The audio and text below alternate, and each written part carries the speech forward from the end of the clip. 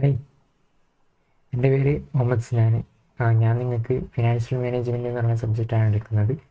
ഇൻ്റർമീഡിയറ്റിലെ 50 മാർക്സിൻ്റെ സബ്ജക്റ്റാണ് financial management. അപ്പം financial management paper 6A ആണ്, അതായത് 6ാമത്തെ പേപ്പറിലെ ഒന്നാമത്തെ പാർട്ട്. അപ്പോൾ നമുക്ക് ഇത് ഫൈനലിനും കൂടി ആവശ്യമുള്ള ഒരു സബ്ജക്റ്റാണ്. ഫൈനലിന് അഡ്വാൻസ്ഡ് ഫിനാൻഷ്യൽ മാനേജ്മെൻറ്റ് എന്ന് പറഞ്ഞിട്ട് ഒരു സബ്ജക്റ്റ് ഉണ്ട്.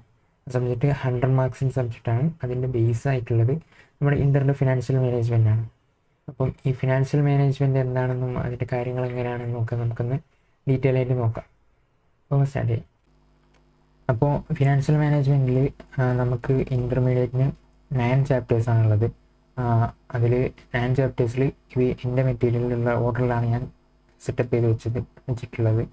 അപ്പോൾ നമ്മുടെ ICAൻ്റെ മെറ്റീരിയലിൽ ഉള്ള ഓർഡറും ഇപ്പുറത്ത് കൊടുത്തിട്ടുണ്ട്. അപ്പം നമുക്ക് 9 ചാപ്റ്റേഴ്സിൽ നമ്മൾ എന്താ പഠിക്കുന്നത് വെച്ചാൽ, ആദ്യത്തെ financial management, scope and objective of financial management. അതിൽ നമ്മൾ കുറച്ച് ബേസിക് ആയിട്ടുള്ള കാര്യങ്ങൾ പഠിക്കും, ഓവറോൾ ആയിട്ടുള്ള ബേസിക്സ്. പിന്നെ നമ്മൾ ഫിനാൻഷ്യൽ ഡിസിഷൻസ്, ലിവറേജ് എന്ന് പറഞ്ഞാൽ നമ്മളൊരു ബിസിനസ് റൺ ചെയ്യുമ്പം അതിൽ റിസ്ക്സ് ഉണ്ട്. അതായത് ഇപ്പോൾ ഇൻട്രസ്റ്റ് നമ്മൾ ബിയർ ചെയ്യുന്നുണ്ടെങ്കിൽ, ഇപ്പോൾ ഒരു ഫണ്ട് നമ്മൾ ബാങ്കിൽ നിന്ന് ലോൺ എടുത്താൽ അതിന് ഇൻട്രസ്റ്റ് ഉണ്ട്. അപ്പോൾ ആ ഇൻട്രസ്റ്റ് നമ്മൾ കൊടുത്തുകൊണ്ടേയിരിക്കണം. അത് നമുക്കൊരു റിസ്ക്കാണ്. നമ്മളഥവാ ലോസിലായി പോയാലും നമുക്ക് ആ ഫണ്ട് അവർക്ക് ആ ഇൻട്രസ്റ്റ് അവർക്ക് കൊടുക്കുക തന്നെ വേണം. അപ്പം അങ്ങനത്തെ റിസ്ക് ഉണ്ട്. അപ്പോൾ ആ റിസ്കിൻ്റെ എങ്ങനെ അതിൻ്റെ ഒരു ഓപ്പറേറ്റിംഗ് ലിവറേജ്, ഫിനാൻഷ്യൽ ലിവറേജ് എന്നൊക്കെ പറഞ്ഞിട്ട് ഒരു റേഷ്യോ ഉണ്ട്.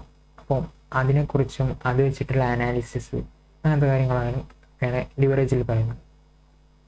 പിന്നുള്ള ചാപ്റ്റർ എന്ന് പറയുമ്പോൾ cost of capital. Cost of capital എന്ന് പറയുമ്പം ഇതും കോസ്റ്റ് ഓഫ് ക്യാപിറ്റലും ഫിനാൻഷ്യൽ ഡിസിഷൻ, ക്യാപിറ്റൽ സ്ട്രക്ചറും, ഇത് രണ്ടും നമ്മൾ ഫിനാൻസിങ് ഡിസിഷൻ ഉണ്ട്. അത് നമ്മൾ കുറച്ച് കഴിഞ്ഞ് പറയാം.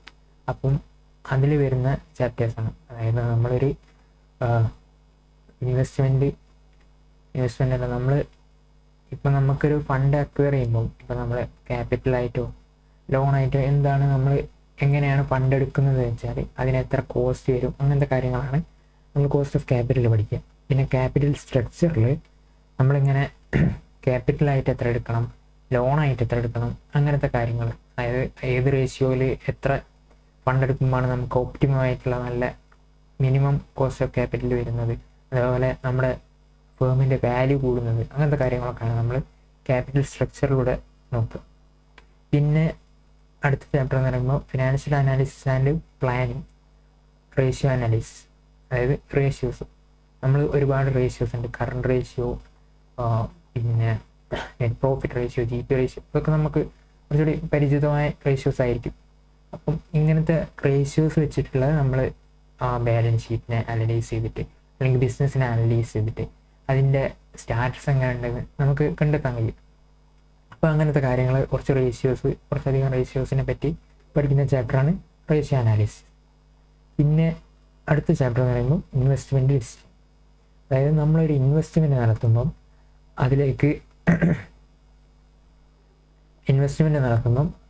അതിൽ നമുക്ക് എങ്ങനെയാണ് റിട്ടേൺ വേണ്ടത്, നമ്മൾ ഇൻവെസ്റ്റ്മെൻറ്റ് എങ്ങനെയാണ് നടത്തേണ്ടത്, അങ്ങനത്തെ കാര്യങ്ങളൊക്കെ ഡിസ്കസ് ചെയ്യുന്ന ചാപ്റ്ററാണ് ഇൻവെസ്റ്റ്മെൻറ്റ് ഡിസിഷൻ. പിന്നീട് ഡിവിഡൻഡ് ഡിസിഷൻ എന്ന് പറയുമ്പോൾ നമ്മൾ റിട്ടേൺ ഒക്കെ നമുക്ക് കിട്ടി, നമ്മുടെ കയ്യിലുള്ള റിട്ടേൺ എത്ര നമ്മൾ ഡിവിഡൻ്റ് ആയിട്ട് കൊടുക്കണം. അപ്പം ഏത് രീതിയിൽ ഡിവിഡൻഡ് കൊടുത്താലാണ് നമ്മുടെ ഫേമിൻ്റെ വാല്യൂ കൂടുക, അങ്ങനത്തെ കാര്യങ്ങളൊക്കെ ഉള്ളതാണ് ഡിവിഡൻഡ് ഡിസിഷൻ. പിന്നെ മാനേജ്മെൻറ്റ് ഓഫ് വർക്കിംഗ് ക്യാപിറ്റൽ എന്ന് പറഞ്ഞാൽ കുറച്ച് ഡിഫറെൻ്റ് ആയിട്ടുള്ള ചാപ്റ്ററാണ്. അതായത് ഈ FM എല്ലാം കൂടി വരുന്ന ടൈപ്പിൽ കറണ്ട് അസറ്റ്സും കറണ്ട് ലയബിലിറ്റീസും തമ്മിലുള്ള ഒരു ബന്ധമുണ്ട്. അതായത് അതിൻ്റെ റിക്വയർമെൻറ്റ്, കറണ്ട് അസറ്റ്സിൻ്റെയും കറണ്ട് ലയബിലിറ്റീസിൻ്റെയും റിക്വയർമെൻറ്റ് എത്ര ഉണ്ട് നോക്കിയിട്ട് അങ്ങനത്തെ കാര്യങ്ങളൊക്കെ ഡിസ്കസ് ചെയ്യുന്ന ഒരു ചാപ്റ്ററാണ് വർക്കിംഗ് ക്യാപിറ്റൽ. പിന്നെ അടുത്ത ചാപ്റ്റർ എന്ന് പറയുമ്പോൾ ടൈപ്സ് ഓഫ് ഫിനാൻസിങ്. അത് ഒരു പക്കാ തിയറി ചാപ്റ്ററാണ്.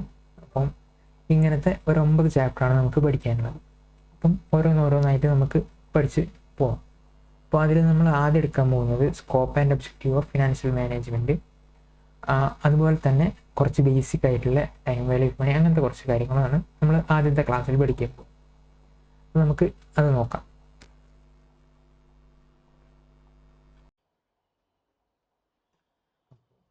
ഫിനാൻഷ്യൽ മാനേജ്മെൻറ്റ് എന്ന് പറയുമ്പം അതിൻ്റെ വാക്കിൽ തന്നെ ഉണ്ട് എന്താണ് ഫിനാൻഷ്യൽ മാനേജ്മെൻറ്റ് എന്ന്. ഇത് ഫിനാൻഷ്യൽ മാനേജ്മെൻറ്റ് എന്ന് പറയുമ്പോൾ it's A management of finance. It is the management of finance. Finance manage ചെയ്യുന്നതിനാണ് ഫിനാൻഷ്യൽ മാനേജ്മെൻറ്റ് എന്ന് പറയുന്നത്. അപ്പം ഫിനാൻസ് മാനേജ് ചെയ്യുക എന്ന് പറയുമ്പം നമ്മൾ മാനേജ് ചെയ്യാറുണ്ട്, പൊളിറ്റിക്കൽ പാർട്ടീസ് മാനേജ് ചെയ്യാറുണ്ട്, കൺട്രി ഹോൾ മാനേജ് ചെയ്യാറുണ്ട്, അതുപോലെ ബിസിനസ്സിൽ മാനേജ് ചെയ്യാറുണ്ട്. അങ്ങനെ നമ്മൾ പൈസയായിട്ട് ബന്ധമുള്ള സ്ഥലങ്ങളിലൊക്കെ നമ്മൾ ഫിനാൻഷ്യൽ മാനേജ്മെൻറ്റ് നടക്കുന്നുണ്ട്. എത്ര പൈസ സ്പെൻഡ് ചെയ്യണം, അതെങ്ങനെയാണ് വേണ്ടത്, അതൊക്കെ ഫിനാൻഷ്യൽ മാനേജ്മെൻറ്റിൻ്റെ അണ്ടറിൽ പെടും.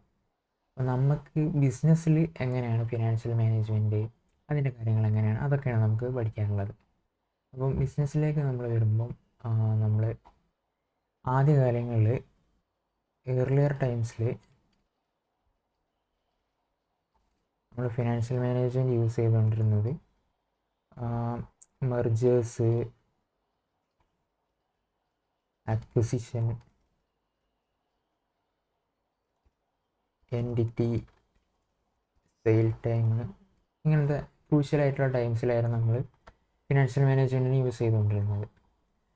അല്ലാത്ത ടൈമിൽ നമ്മൾ അങ്ങനെ ഫിനാൻഷ്യൽ മാനേജ്മെൻറ്റൊന്നും അങ്ങനെ അത്ര കാൽക്കുലേറ്റ് ഒന്നും ചെയ്യാതെ നമ്മൾ ചെയ്തുകൊണ്ടിരുന്നത് ആദ്യകാലങ്ങളിൽ. പിന്നീട് കുറച്ച് കഴിഞ്ഞപ്പോൾ നമ്മൾ ഡേ ടു ഡേ ഓപ്പറേഷൻസിലേക്ക് അത് ഷിഫ്റ്റ് ചെയ്യാൻ തുടങ്ങി. ഈ ഡേ ടു ഡേ ഓപ്പറേഷൻസ് പറയുമ്പോൾ നമ്മുടെ ഡെയിലി ഇൻവെൻട്രി വാങ്ങുന്നത്, അങ്ങനത്തെ നമ്മളെ കറണ്ട് അസറ്റ്സ്, കറണ്ട് ലയബിലിറ്റീസ് അല്ലേ, അതിന് രണ്ടും കൂടിയുള്ള ഒരു കോമ്പിനേഷൻ ഉണ്ട്. അത് എത്ര വേണം, അതിൻ്റെ റിക്വയർമെൻറ്റ്സ്, അതൊക്കെ പറയുന്നതാണ് വർക്കിംഗ് ക്യാപിറ്റൽ മാനേജ്മെൻറ്റ് എന്ന് പറഞ്ഞിട്ട് ഒരു ചാപ്റ്റർ ഉണ്ട്. അത് കറണ്ട് അസറ്റ്സും കറണ്ട് ലയബിലിറ്റീസും നമ്മളെ ബിസിനസ്സിൽ എത്ര വേണമെന്നുള്ള നമുക്ക് എങ്ങനെ കണ്ടെത്താം, അങ്ങനത്തെ കാര്യങ്ങളൊക്കെ പറയുന്ന ചാപ്റ്ററാണ്. അപ്പോൾ അതുപോലെ അങ്ങനത്തെ ഡേ ടു ഡേ ആക്ടിവിറ്റീസിന് വേണ്ടതാണ് ഈ കറണ്ട് അസറ്റ്സും കറണ്ട് ലയബിലിറ്റീസും. ഓക്കെ, അപ്പം ഈ ഡേ ടു ഡേ ഓപ്പറേഷൻസിലേക്ക് നമ്മൾ പിന്നീട് ഷിഫ്റ്റ് ചെയ്തു. അതിലും കൂടി നമ്മൾ യൂസ് ചെയ്യാൻ തുടങ്ങി. ഡേ ടു ഡേ ഓപ്പറേഷൻസിൽ ഇങ്ങനെ വർക്കിംഗ് ക്യാപിറ്റൽ മാനേജ്മെൻറ്റ് വെച്ചിട്ട് നമ്മൾ പ്രൊജക്റ്റ് ചെയ്തിട്ട് ഇത്ര വേണ്ടി വരും, ഓക്കെ, അപ്പോൾ നമ്മൾ ഇങ്ങനെയൊക്കെ ചെയ്യണം, അങ്ങനത്തെ രീതിയിലേക്ക് മാറി. പിന്നീട് നമ്മൾ ഡേ ടു ഡേ ഓപ്പറേഷൻസ് കഴിഞ്ഞ് ഇപ്പോഴാണെങ്കിൽ നമ്മൾ ഡിസിഷൻ മേക്കിങ്ങിനും കൂടി ഫിനാൻഷ്യൽ മാനേജ്മെൻറ്റിനെ യൂസ് ചെയ്യുന്നുണ്ട്.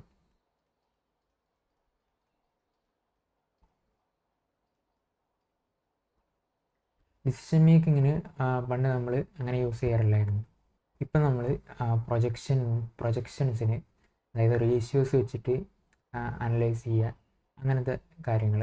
അതുപോലെ നമ്മൾ ഒരു ഇൻവെസ്റ്റ്മെൻറ്റ് വരുമ്പം ആ ഇൻവെസ്റ്റ്മെൻറ്റിൽ എത്ര ഫ്യൂച്ചർ ക്യാഷ് ഫ്ലോസ് എത്ര ഉണ്ട്, അപ്പോൾ അത് നമ്മളിപ്പോൾ എടുത്താൽ നമുക്ക് അതിനെക്കൊണ്ട് ഉപകാരമുണ്ടോ, നമ്മൾ എക്കണോമിക് ബെനിഫിറ്റ് ഉണ്ടാവുന്നുണ്ടോ, അങ്ങനത്തെ കാര്യങ്ങളൊക്കെ നോക്കി നമുക്കൊരു ഡിസിഷൻ എടുക്കാനുള്ള ഒരു രീതിയിലേക്കും ഫിനാൻഷ്യൽ മാനേജ്മെൻറ്റ് ഇപ്പോൾ മാറിയിട്ടുണ്ട്.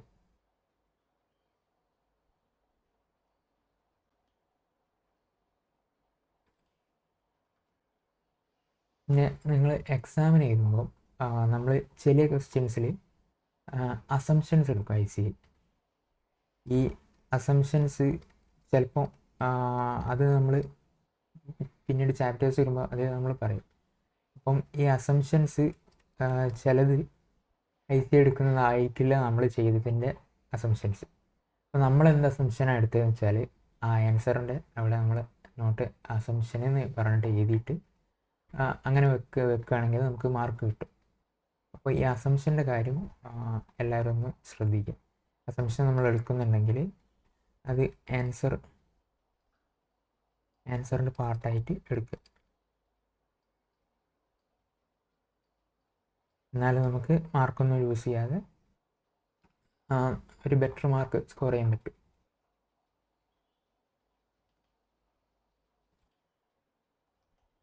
പിന്നെ ഈ ഫിനാൻഷ്യൽ മാനേജ്മെൻറ്റ് എന്ന് പറയുന്നത് അതിൻ്റെ മീനിങ് എന്താണെന്ന് നോക്കുകയാണെങ്കിൽ it is a answer to 3 basic questions. അതായത് 3 ക്വസ്റ്റ്യൻസിനുള്ള ആൻസറാണ് ഈ ഫിനാൻഷ്യൽ മാനേജ്മെൻറ്റ്. എന്തൊക്കെയാണ് ആ ക്വസ്റ്റ്യൻസ്?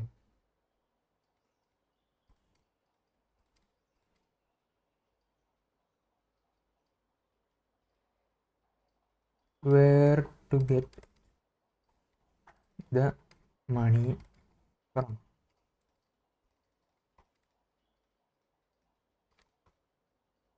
Financing decision. അതായത് നമ്മളിപ്പം ഒരു ബിസിനസ് സ്റ്റാർട്ട് ചെയ്യുകയാണെങ്കിൽ നമുക്ക് ആദ്യം വേണ്ടത് എന്താ? നമുക്ക് ആദ്യം ഫണ്ട് വേണം. അപ്പം ഈ ഫണ്ട് നമുക്ക് എങ്ങനെ കിട്ടും? അത് തന്നെയാണ് ഈ where to get the money from. അതായത് ഒന്നെങ്കിൽ നമുക്ക് ഇക്വിറ്റി ആയിട്ട് ഷെയർ ഹോൾഡേഴ്സിൻ്റെ കയ്യിൽ നിന്ന് ഇക്വിറ്റി ആയിട്ട് ഫണ്ട് റേസ് ചെയ്യാം, അല്ലെങ്കിൽ നമ്മൾ ബാങ്കിൽ പോവുകയാണെങ്കിൽ ബാങ്കിൽ നിന്ന് ലോൺ എടുക്കാം. അപ്പം അത് ഡെപ്റ്റ് അല്ലെങ്കിൽ ലോൺ, അപ്പം ലോണായിട്ട് എടുക്കാം. അല്ലെങ്കിൽ നമ്മൾ ഏഞ്ചൽ ഫണ്ട്സ് ഉണ്ട്, അതായത് പുതിയ ഇൻവെസ്റ്റേഴ്സിന് പൈസ കൊടുക്കുന്ന കുറച്ചുകൂടി റിസ്കി ആയിട്ടുള്ള ഇൻവെസ്റ്റ്മെൻറ്റുകൾ നടത്താനായിട്ടുള്ളൊരു സ്ഥാപനങ്ങളുണ്ട്. അപ്പം അങ്ങനത്തെ സ്ഥാപനങ്ങളിൽ നിന്ന് നമുക്ക് ഫണ്ട് എടുക്കാം.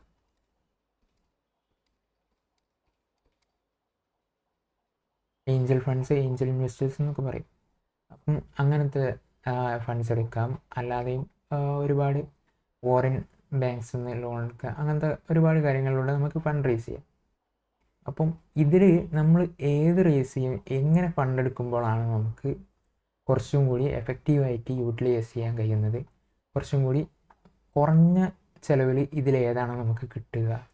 അതും നമ്മൾ കുറഞ്ഞ ചിലവ് കിട്ടുമ്പം അതിന് റിസ്ക് ഉണ്ടാവും.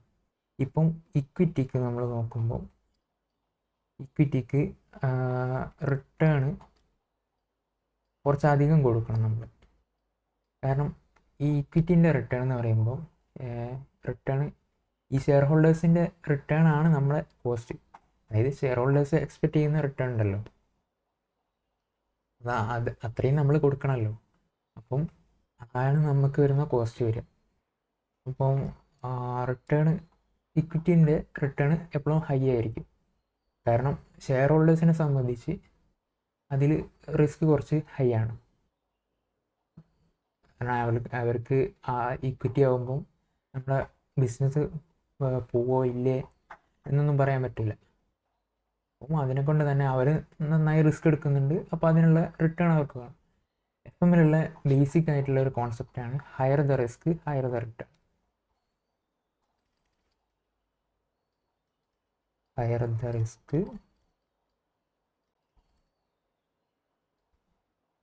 Higher the expected return. Higher the expected return ആണ്. എന്നെങ്ങനെ എഴുതാൻ കാരണം എന്ന് വെച്ചാൽ നമ്മൾ കുറേ റിസ്ക് എടുത്തു എന്നുള്ളതിനെ കൊണ്ട് കുറേ റിട്ടേൺ കിട്ടിക്കൊള്ളണമെന്നില്ല. ചിലപ്പോൾ നമുക്ക് അതുപോലെ തന്നെ ലോസും ആയി തീരാൻ ചാൻസ് ഉണ്ട്. അതാണല്ലോ റിസ്ക്. പോകാനും വരാനുള്ള, കിട്ടാനും പോകാനുള്ള ചാൻസ് ഉള്ളതിനെ കൊണ്ടാണ് നമ്മൾ റിസ്ക് എന്ന് പറയുന്നത്. അപ്പം higher the risk higher the expected return. നമ്മളുടെ എക്സ്പെക്റ്റേഷൻ കുറച്ച് കൂടും കുറച്ചുകൂടി റിസ്ക് എടുക്കുമ്പോൾ. അപ്പം ഷെയർ ഹോൾഡേഴ്സ് കുറച്ചധികം റിസ്ക് എടുക്കുന്നതാണ് ഇക്വിറ്റിയിൽ. അപ്പോൾ അതിനെക്കൊണ്ട് തന്നെ അവർക്ക് റിട്ടേൺ കുറച്ചധികം വേണ്ടി വരും. അപ്പം നമ്മൾ അവർക്ക് കൂടുതൽ കൊടുക്കേണ്ടി വരുമ്പോൾ അതിൽ കോസ്റ്റ് കുറച്ച് കൂടുതലാണ്.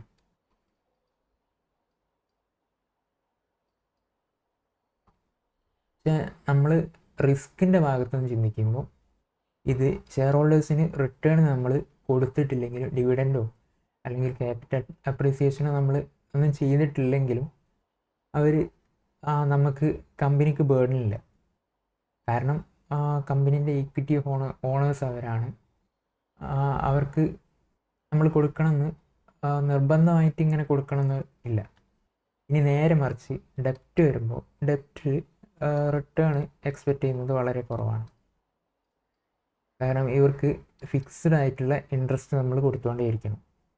അപ്പം അതിൽ കോസ്റ്റും കുറവാണ്.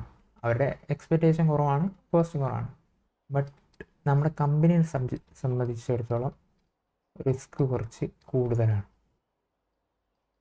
ഇവിടെ റിസ്ക് കുറവാണ്, ഇവിടെ റിസ്ക് കുറച്ച് കൂടുതലാണ്. കാരണം നമ്മൾ ബിസിനസ് ലോസിലായാണോ അല്ലേ എന്നൊന്നും ബാങ്കിന് അറിയണ്ട. നമ്മുടെ കയ്യിലുള്ള ഫണ്ട് എത്ര എത്ര ഫണ്ട് നമ്മൾ അവരുടെ കയ്യിൽ നിന്ന് എടുത്തോ അതിനുള്ള റേഷ്യോയിൽ നമ്മൾ ഇൻട്രസ്റ്റ് എന്തായാലും കൊടുക്കണം. അത് ഈ ലോസ് ആയാലും വേണ്ടില്ല, കമ്പനി കൂട്ടാനായാലും വേണ്ടില്ല, അവർക്ക് ഇൻട്രസ്റ്റ് കിട്ടണം. അപ്പം അത് നമുക്ക് റിസ്ക്കിയാണ് ഫണ്ട്, ബട്ട് കോസ്റ്റ് കുറവാണ്. അപ്പം ഈ റിസ്ക്കും കോസ്റ്റും നോക്കിയിട്ട് ഇത് രണ്ടും കൂടി ഒപ്റ്റിമമായിട്ട് നമുക്ക് എങ്ങനെ എടുക്കാം എന്നുള്ള കാര്യങ്ങളൊക്കെയാണ് cost of where to get money from, അതായത് ഫിനാൻഷ്യൽ ഡിസിഷനിലൂടെ നമ്മൾ പഠിക്കും. ഇതിന് കോസ്റ്റ് ഓഫ് ക്യാപിറ്റൽ,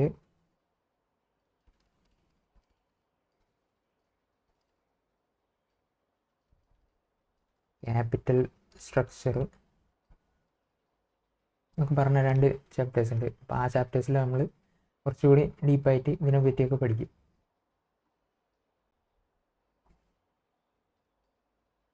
ഇനി രണ്ടാമത്തെ ക്വസ്റ്റ്യൻ എന്താണെന്ന് വെച്ചാൽ where to invest the money. അങ്ങനെ പറഞ്ഞാൽ നമ്മുടെ കയ്യിൽ ഇപ്പം ഫണ്ടായി, നമ്മൾ ഫണ്ട് റൈസ് ചെയ്തു, അപ്പോൾ നമ്മുടെ കയ്യിൽ പൈസ എത്തി. ഇനി ഈ പൈസ നമ്മൾ എവിടെ ഇൻവെസ്റ്റ് ചെയ്യും? ഫിക്സഡ് അസറ്റ്സിൽ ഇൻവെസ്റ്റ് ചെയ്യണോ അല്ലെങ്കിൽ കറണ്ട് അസറ്റ്സിൽ ഇൻവെസ്റ്റ് ചെയ്യണോ?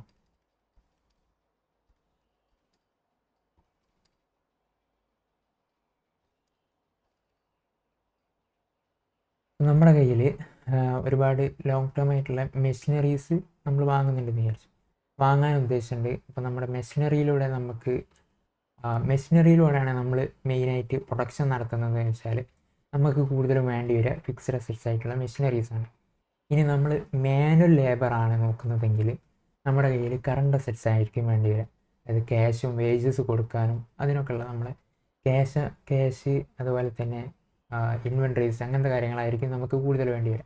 അപ്പോൾ നമ്മുടെ ബിസിനസ്സിൻ്റെ നേച്ചർ അനുസരിച്ച് അതിൽ എങ്ങനെയാണ് ചെയ്യേണ്ടത് അങ്ങനത്തെ കാര്യങ്ങളൊക്കെയാണ് നമ്മൾ where to invest the money എന്നതിലൂടെ നമ്മൾ പഠിക്കുന്നത്. അതുപോലെ തന്നെ ഈ ഓരോ ഇൻവെസ്റ്റ്മെൻറ്റ്സിലും നമ്മൾ എങ്ങനെ കൂടുതൽ മാക്സിമം റിട്ടേൺ നമ്മൾക്ക് ഏതെന്ന് കിട്ടുമോ അതിനാണ് നമ്മൾ ഇൻവെസ്റ്റ് ചെയ്യേണ്ടത്.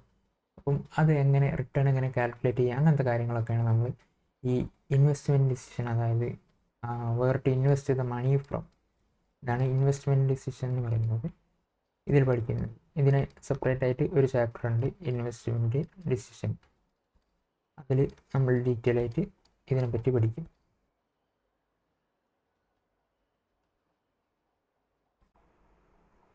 ഇനി നെക്സ്റ്റ് ആയിട്ടുള്ള മൂന്നാമത്തെ ഡിസിഷൻ എന്ന് പറഞ്ഞാൽ, അതായത് മൂന്നാമത്തെ ക്വസ്റ്റ്യൻ എന്ന് പറഞ്ഞാൽ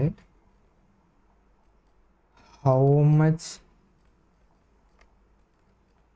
to distribute among the shareholders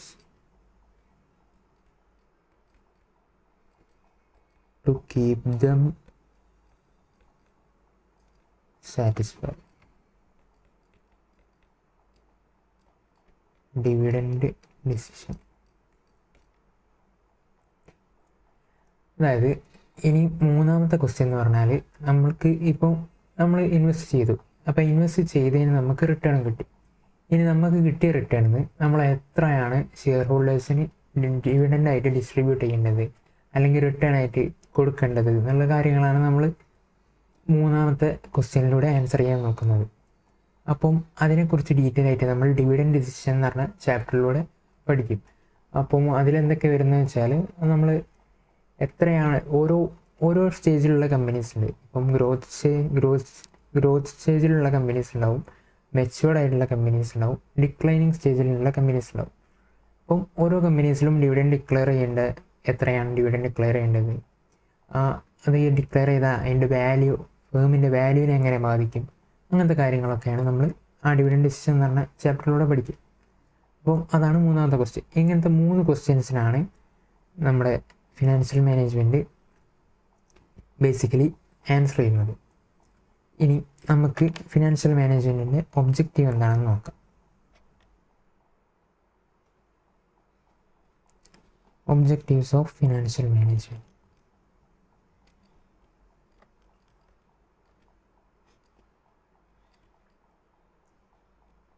financial മാനേജ്മെൻറ്റിന് പ്രൈമറി ആയിട്ട് 2 ഒബ്ജക്റ്റീവ്സ് ആണുള്ളത്. എന്തൊക്കെയായിരിക്കും നിങ്ങളൊന്ന് ഗസ് ചെയ്ത് നോക്കും. നമ്മൾ ഫിനാൻഷ്യൽ മാനേജ്മെൻറ്റ് എന്തിനാണ് ചെയ്യുന്നത്? അതായത് നമ്മളിങ്ങനെ അനാലിസിസ് ഒക്കെ നടത്തി ഇങ്ങനെ കറക്റ്റായിട്ട് പ്ലാനിങ് ഒക്കെ ചെയ്ത് എന്തിനാണ് ഇങ്ങനെ ചെയ്യുന്നത്? നമുക്ക് റിട്ടേൺ കൂട്ടാൻ വേണ്ടിയിട്ടല്ലേ. അപ്പം അതിൽ റിട്ടേൺ കൂടുക എന്ന് പറയുമ്പോൾ എന്തൊക്കെ കൂടുക? അതായത് നമ്മളിപ്പോൾ ഒരു ഷെയർ വാങ്ങി, അപ്പോൾ ആ ഷെയറിന് നമുക്ക് ഡിവിഡൻ്റ് ആയിട്ട് കിട്ടാം, അതൊന്നാമത്തത്. അല്ലെങ്കിൽ അതിൻ്റെ മാർക്കറ്റ് വാല്യൂ ഇങ്ങനെ കൂടിക്കൊണ്ടിരിക്കും, അത് വെൽത്ത് മാക്സിമൈസേഷനാണ്. അപ്പം അങ്ങനത്തെ 2 രീതിയിലുള്ള റിട്ടേൺസ് ഉണ്ട്.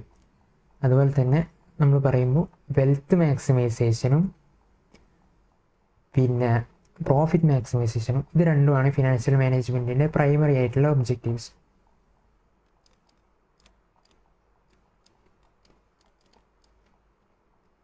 പ്രൈമറി ഒബ്ജക്റ്റീവ്സ്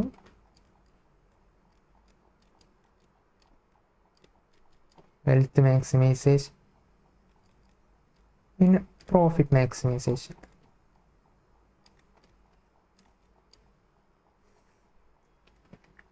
ഇതിൽ നമ്മൾ ഫിനാൻഷ്യൽ മാനേജ്മെൻറ്റിൽ കുറച്ചുകൂടി കൺസേൺ ആയിട്ട്, അതായത് നമ്മൾ കുറച്ചുകൂടി നോക്കുക വെൽത്തിനെ മാക്സിമൈസ് ചെയ്യണം, മാക്സിമം നോക്കുക. അതായത് പ്രോഫിറ്റിനേക്കാളും നമ്മൾ വെൽത്തിനാണ് ഇമ്പോർട്ടൻസ് കൊടുക്കുന്നത്. അതായത് വെൽത്ത് എന്ന് പറയുമ്പോൾ നമ്മുടെ ആക്ച്വലി ആസ്തി എന്നൊക്കെ പറയില്ലേ, അപ്പോൾ അതിനാണ് നമ്മൾ കുറച്ചും കൂടി ഫിനാൻഷ്യൽ മാനേജ്മെൻറ്റിൽ ഇമ്പോർട്ടൻസ് കൊടുക്കുന്നത്. അപ്പം ഇത് രണ്ടും തമ്മിൽ കോൺഫ്ലിക്റ്റ് ഉണ്ടായാലും നമ്മൾ സെലക്ട് ചെയ്യേണ്ടത് വെൽത്ത് മാക്സിമൈസേഷനാണ് സെലക്ട് ചെയ്യേണ്ടത്. കോൺഫ്ലിക്റ്റ് എന്ന് പറയുമ്പം ഇപ്പം നമ്മൾക്ക് ഒരു പ്രൊജക്റ്റിൽ നിന്ന് കൂടുതൽ പ്രോഫിറ്റ് കിട്ടുന്നുണ്ട്, അതേപോലെ തന്നെ വെൽത്ത് നോക്കുമ്പോൾ വേറൊരു പ്രൊജക്റ്റിൽ നിന്നാണ് നമുക്ക് കിട്ടുന്നത്. 2 പ്രൊജക്റ്റ് നമ്മൾ കമ്പയർ ചെയ്യാമെന്ന് വിചാരിച്ചോളൂ. അപ്പം നമ്മൾ സെലക്ട് ചെയ്യേണ്ടത് വെൽത്തിനെ ബേസ് ചെയ്തിട്ടാണ്. വെൽത്ത് കൂടിയത് ഏതാണോ അതാണ് നമ്മൾ നോക്കേണ്ടത്. കാരണം ഈ പ്രോഫിറ്റ് എന്ന് പറയുന്നത് നമുക്ക് ആക്ച്വൽ അല്ലാതെ, അതായത് അക്രൂവൽ ബേസിസിലുള്ളതും ഈ പ്രോഫിറ്റിലുണ്ടാകും. നമ്മൾ ക്യാഷ് പ്രോഫിറ്റ് മാത്രമല്ലല്ലോ നോക്കുക. അപ്പം ഈ വെൽത്ത് എന്ന് പറയുമ്പോൾ ആക്ച്വലായിട്ട് നമുക്ക് എത്രയാണോ ഉണ്ടാവുക അതാണ് വെൽത്തിലുണ്ടാവുക. അതായത് സമ്പത്ത്, നമ്മുടെ ക്യാപിറ്റൽ വെൽത്ത് എന്ന് പറയും.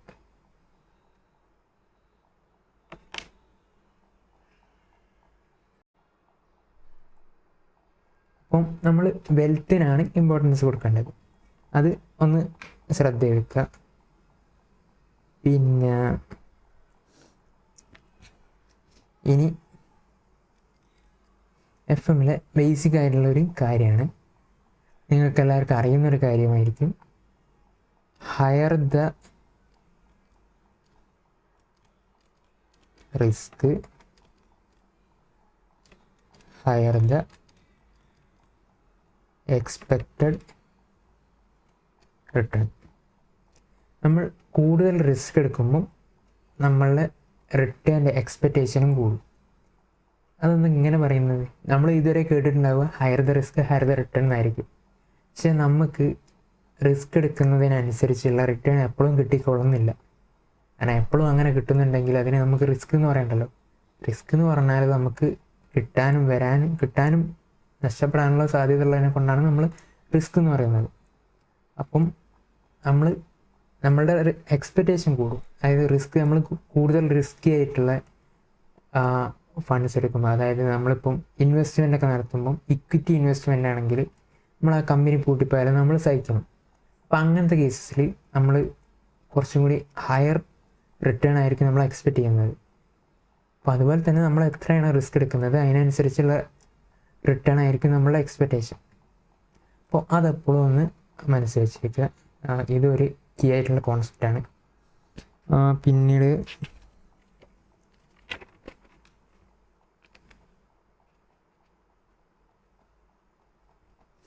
ഇനി നമുക്ക് ഫങ്ഷൻസ് ഓഫ് ഫിനാൻഷ്യൽ മാനേജ്മെൻറ്റ് നോക്കാം.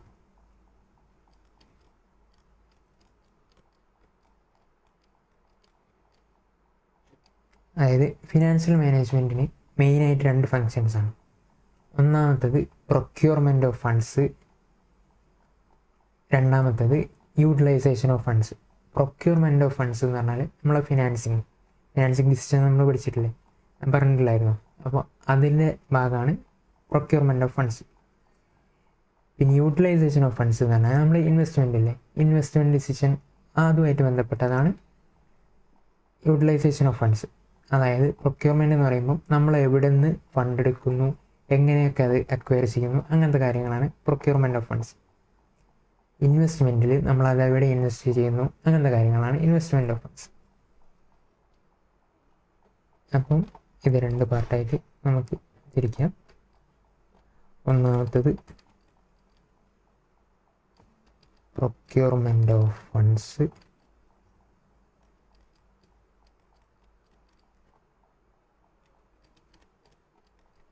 Utilisation of funds.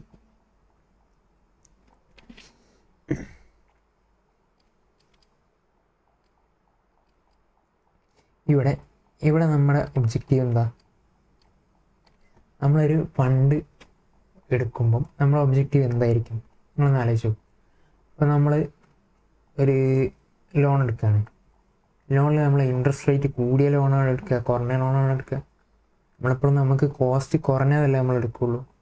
അപ്പോൾ അതുപോലെ തന്നെ നമ്മൾ ക്യാപിറ്റൽ അക്വയർ ചെയ്യുമ്പം റിസ്ക്കും അതുപോലെ തന്നെ കോസ്റ്റും രണ്ടും കൂടി കമ്പയർ ചെയ്തിട്ട് ഒരു ഒപ്റ്റിമം ആയിട്ടുള്ള, അതായത് മിനിമം റിസ്കിൽ നമുക്ക് മിനിമം കോസ്റ്റിൽ നമുക്ക് എത്ര ഫണ്ട് പ്രൊക്യൂർ ചെയ്യാൻ കഴിയും, അതാണ് നമ്മൾ ഈ പ്രൊക്യൂർമെൻ്റ് ഓഫ് ഫണ്ട്സിൻ്റെ ഒബ്ജക്റ്റീവ്. അതായത് minimise the cost of capital. Cost of capital എന്ന് പറയുമ്പോൾ നമ്മൾ മൊത്തമായിട്ടുള്ള ഫണ്ടിന് നമ്മൾക്ക് ചിലവ് വരുമല്ലോ. ഇപ്പം നമ്മുടെ കയ്യിൽ ഡെപ്റ്റ് മാത്രമാണെങ്കിൽ ആ ഡെപ്റ്റിന് നമ്മൾ ഇൻട്രസ്റ്റ് കൊടുത്തുകൊണ്ടേയിരിക്കും. അപ്പോൾ അതുപോലെ തന്നെ നമ്മളെ കയ്യിൽ ഇക്വിറ്റിയും ഡെപ്റ്റും ആണെങ്കിൽ അത് രണ്ടിനും നമ്മൾ റിട്ടേൺ കൊടുക്കണം. അവർക്ക് നമ്മളെ ഇൻവെസ്റ്റേഴ്സിന് നമ്മൾ എന്തായാലും റിട്ടേൺ കൊടുക്കണം. അപ്പം ഇക്വിറ്റീൻ്റെ റിട്ടേൺ എത്രയാണെന്ന് നോക്കണം. അതുപോലെ തന്നെ നമ്മളെ ഡെപ്റ്റിൻ്റെ റിട്ടേൺ എത്രയാണെന്ന് നോക്കിയിട്ട് ആ ടോട്ടൽ റിട്ടേൺ എത്ര ഉണ്ടോ അത് നമ്മൾ അക്വയർ ചെയ്ത ഫണ്ടിൻ്റെ എത്ര ഭാഗമുണ്ട് അതാണ് നമ്മുടെ ഓവറോൾ ആയിട്ടുള്ള കോസ്റ്റ് ഓഫ് ക്യാപിറ്റലായിട്ട് വരുന്നത്. അതായത് നമുക്ക് ടോട്ടലായിട്ട് നമ്മൾ എത്ര ഫണ്ട് എടുത്ത് ആ ഫണ്ടിന് എത്ര നമുക്ക് ചിലവാകുന്നു, അതാണ് കോസ്റ്റ് ഓഫ് ക്യാപിറ്റൽ ടോട്ടൽ. അപ്പം ഈ minimise the cost of capital നമ്മൾ മിനിമൈസ് ചെയ്യണം. അതാണ് ഈ പ്രൊക്യൂർമെൻ്റ് ഓഫ് ഫണ്ട്സിലെ ഒബ്ജക്റ്റീവ്. ഇനി യൂട്ടിലൈസേഷൻ ഓഫ് ഫണ്ട്സിലേക്ക് വരുമ്പം നമ്മൾ ഇൻവെസ്റ്റ്മെൻറ്റ് ചെയ്യാം. അതായത് നമ്മൾ ഇൻവെസ്റ്റ് ചെയ്യുമ്പോൾ നമുക്ക് എന്തായിരിക്കും നമ്മുടെ ഒബ്ജക്റ്റീവ്? നമ്മൾ എന്തിനാണ് ഇൻവെസ്റ്റ് ചെയ്യുമ്പോൾ നമ്മൾ എന്താ പ്രധാനമായിട്ട് നോക്കുക? മാക്സിമം റിട്ടേൺ ഉണ്ടാക്കാനല്ലേ നോക്കുക. എവിടെയാണോ കൂടുതൽ റിട്ടേൺ കിട്ടുന്നത് അവിടെ ഇൻവെസ്റ്റ് ചെയ്യാനല്ലേ എല്ലാവരും നോക്കുകയുള്ളൂ. അപ്പോൾ അതുപോലെ തന്നെ മാക്സിമൈസിങ് ദ റിട്ടേൺ.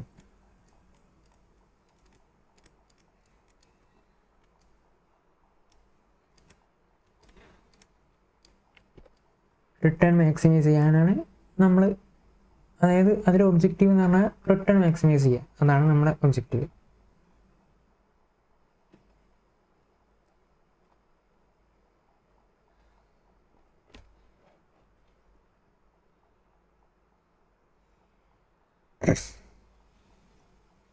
ഇനി ഈ പ്രൊക്യൂർമെൻ്റ് ഓഫ് ഫണ്ട്സിനെ നമുക്ക് 2 പാർട്ടായിട്ട് തിരിക്കാം. ഒന്ന് ലോങ് ടേം, രണ്ടാമത്തത് ഷോർട്ട് ടേം. അതായത് നമ്മൾ ഫണ്ട് പ്രൊക്യൂർ ചെയ്യുമ്പം നമുക്ക് ലോങ് ടേം ആയിട്ടുള്ള നീഡ്സിന് വേണ്ടി, അതായത് നമ്മൾ ഫിക്സഡ് അസറ്റ്സ് വാങ്ങാൻ, ഇപ്പോൾ കാറ് വാങ്ങാൻ, മെഷീനറി വാങ്ങാൻ, അങ്ങനത്തെ കാര്യങ്ങൾക്ക് നമ്മൾ ഫണ്ട് ലോൺ എടുക്കൂലേ, ലോൺ അല്ലെങ്കിൽ ക്യാപിറ്റൽ പ്രൊക്യൂർ ചെയ്യും. അപ്പം അതൊക്കെ ലോങ് ടേം ഫണ്ട്സാണ്. അതായത് ലോങ് ടേം ആയിട്ടുള്ള അസറ്റ്സിന് വേണ്ടി നമ്മൾ യൂട്ടിലൈസ് ചെയ്യുന്ന ഫണ്ട്, അത് ലോങ് ടേം ആയിട്ടുള്ള ഫണ്ട്സാണ്. Long term funds. Short term funds, ഇതിൽ എക്സാമ്പിൾ നമ്മുടെ ഡെപ്റ്റ്, ലോണ്, പിന്നെ ഇക്വിറ്റി, പ്രിഫറൻസ്, അങ്ങനെ എക്സ്ട്രാ. ഇങ്ങനത്തെ ലോങ് ടേം ആയിട്ടുള്ള നീഡ്സിന് വേണ്ടി നമ്മൾ ഇൻവെസ്റ്റ് ചെയ്യുന്ന for long term investments, long term ആയിട്ട് ഇൻവെസ്റ്റ് ചെയ്യാൻ വേണ്ടിയിട്ട്, അതായത്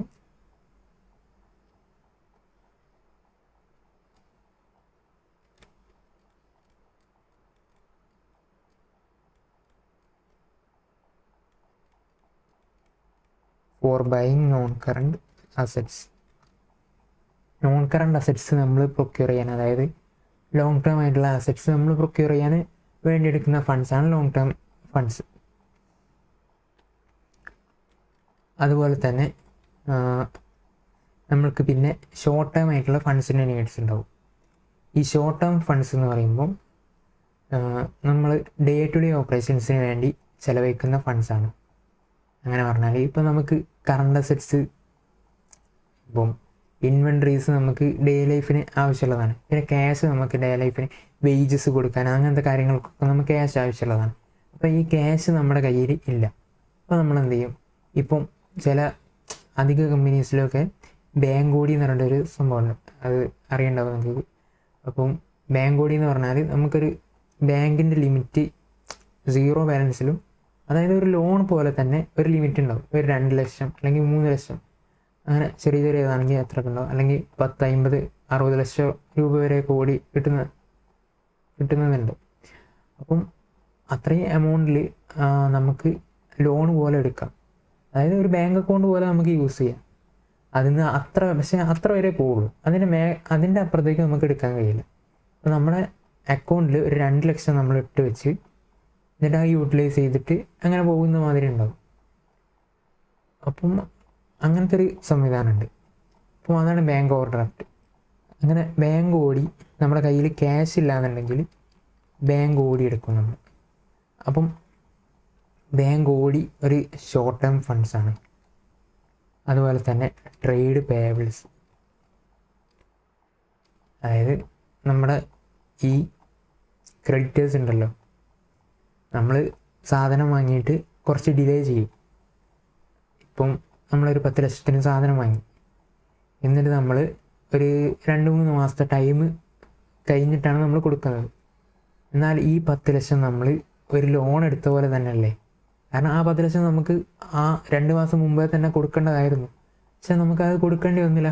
കാരണം ട്രേഡ് പേയബിൾ ക്രെഡിറ്റേഴ്സ് നമുക്ക് ക്രെഡിറ്റ് പീരീഡ് അലോ ചെയ്ത് തന്നു. ഒരു 2 മാസം കഴിഞ്ഞിട്ട് നിങ്ങൾ പേയ്മെൻറ്റ് ചെയ്താൽ മതി എന്ന് പറഞ്ഞു. അങ്ങനെയാണെങ്കിൽ നമുക്ക് ആ അത്രയും 2 മാസം നമുക്ക് ആ ഫണ്ട് യൂട്ടിലൈസ് ചെയ്യാം. ആ ഫണ്ട് വെച്ചിട്ട് നമുക്ക് എന്തെങ്കിലും കറണ്ട് അസറ്റ്സ് വാങ്ങാനോ നമ്മുടെ ഇൻവെൻട്രീസ് വാങ്ങാനോ അങ്ങനത്തെ കാര്യങ്ങൾക്ക് ബിസിനസ്സിൻ്റെ ഡേ ടു ഡേ ഓപ്പറേഷൻസിന് നമുക്ക് ആ ഫണ്ട് യൂസ് ചെയ്യാം.